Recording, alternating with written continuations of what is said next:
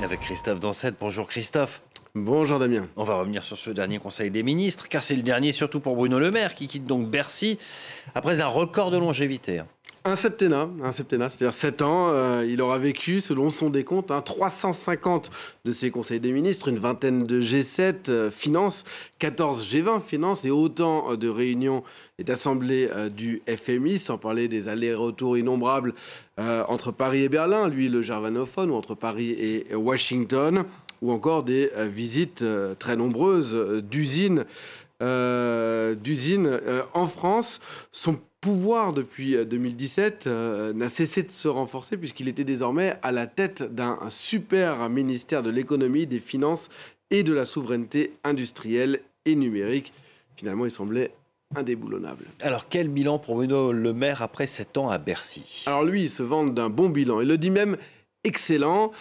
Et c'est vrai que pendant ces 7 ans, il aura contribué à faire de la France le pays le plus attractif d'Europe pour les investissements étrangers. On le voit ici dans ce baromètre de l'attractivité EY. Il aura été un fervent défenseur des baisses d'impôts. Il aura contribué ou a commencé à réindustrialiser le pays avec plus d'ouverture d'usines que de fermetures. Fervent défenseur des baisses d'impôts de plus de 60 milliards d'euros depuis 2018.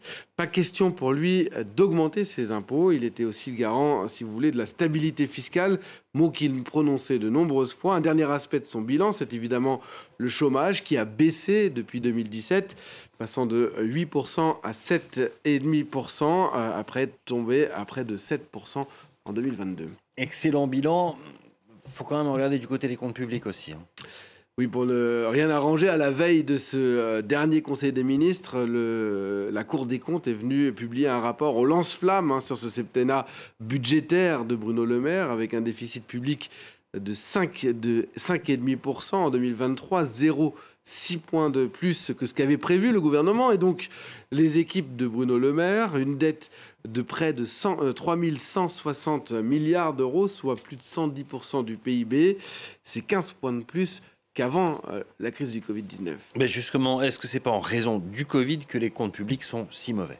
Alors certainement oui, et Bruno Le Maire le dit souvent, il a été victime de 2 crises, le Covid d'une part, la crise de l'inflation d'autre part, car avant la trajectoire budgétaire était plutôt bonne, le déficit public il était repassé sous les 3% avant le Covid, mais ensuite, pendant cette crise, l'hôte de Bercy s'est transformé en guichet, distribuant des aides aux entreprises et aux particuliers, le fameux quoi qu'il en coûte, lui dit que c'est ce qui a permis de sauver la France, d'avoir une croissance qui reste solide, plus solide que la plupart de nos voisins.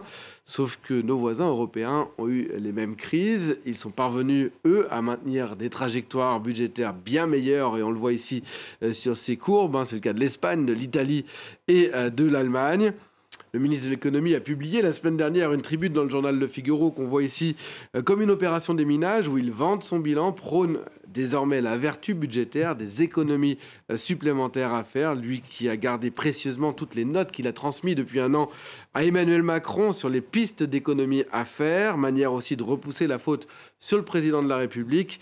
La faute de la dégradation de la note de la France par l'agence Standard & Poor's, la faute de la procédure pour déficit excessif lancée et ouverte par Bruxelles contre Paris. Emmanuel Macron, qui à plusieurs reprises a effectivement balayé certaines des propositions du ministre, voulant lui miser sur la croissance et sur l'emploi pour soigner les comptes. Et donc, une dernière question, Christophe. Ça y est, Bruno Le Maire s'en va, quitte Bercy, mais pourquoi faire? Alors pour l'instant, vous le disiez, il reste pour assurer les affaires courantes, mais ensuite, il n'a plus de mandat électif, donc il n'a que 55 ans, donc a priori, il va enseigner dès le mois de septembre, probablement écrire aussi, lui, qui a publié pas moins de 6 livres pendant ce septennat à Bercy, et peut-être aussi probablement préparer l'après pour revenir, et il le dit, pas pour jouer les seconds rôles. Merci beaucoup Christophe Dansette.